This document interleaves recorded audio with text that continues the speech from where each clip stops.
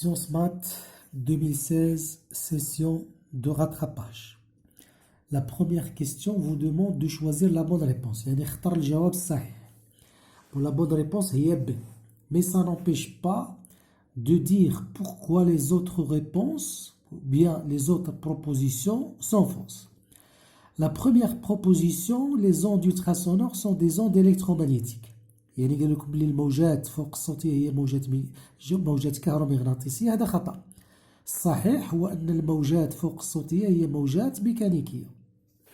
Donc les ondes ultrasonores sont des ondes mécaniques. On a la deuxième proposition, c'est juste. La troisième, le phénomène de diffraction ne peut être obtenu par les ondes ultrasonores. Non. Le phénomène de diffraction, c'est un phénomène observé pour les ondes mécaniques et pour les ondes électromagnétiques. يعني ظاهرة الحيود هي ظاهرة نلاحظها بالنسبة للموجات الميكانيكية وبالنسبة للموجات الكهرومغناطيسية. D. Les ondes ultrasonores se propagent dans l'air avec une vitesse égale à la célérité de la lumière. Non. Donc les ondes ultrasonores ou les ondes sonores et les ondes infrasonores عندهم تقريبا la même vitesse في l'air اللي هي تقريبا 340 mètres par seconde à 25 degrés C. Donc c'est une vitesse très inférieure par rapport à la vitesse de la lumière. La deuxième question, calculer la fréquence. Bon, la fréquence, c'est 1 sur T. 1 sur T. T, c'est la période. C'est la durée crête à crête. شوفوا بالقمة للقمة. عندكم 2,5 divisions. Vous multipliez par 10 la sensibilité horizontale. Et vous trouvez 25 microsecondes.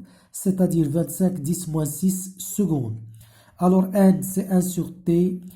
Donc, vous trouvez une valeur de 40 kHz.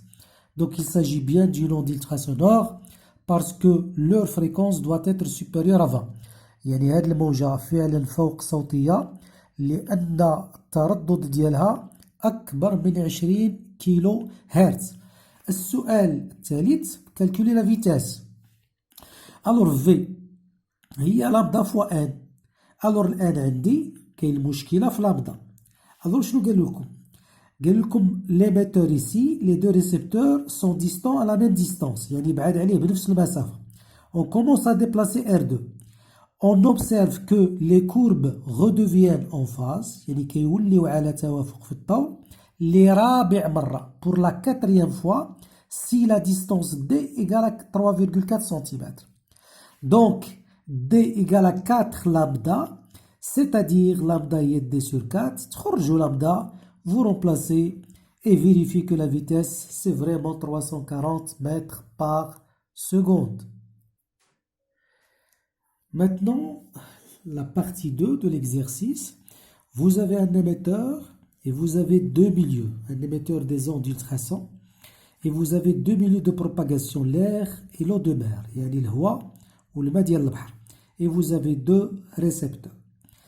Alors, on sait très bien que la vitesse des ondes est supérieure dans l'eau par rapport à l'air.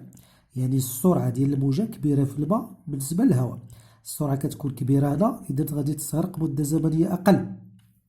La vitesse هنا moins faible, donc elle va mettre beaucoup de temps.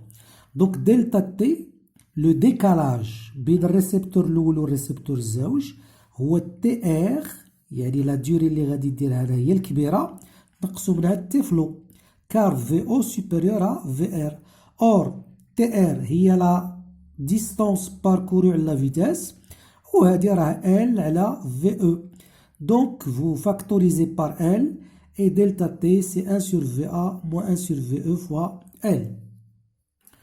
Maintenant graphiquement qu'est-ce qu'ils ont fait? Ils ont représenté delta T en fonction de L. Donc graphiquement delta T en fonction L c'est une droite.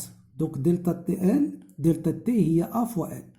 لأن delta T بدلالة L عبارة عن مستقيم يمر بأصل المعلم.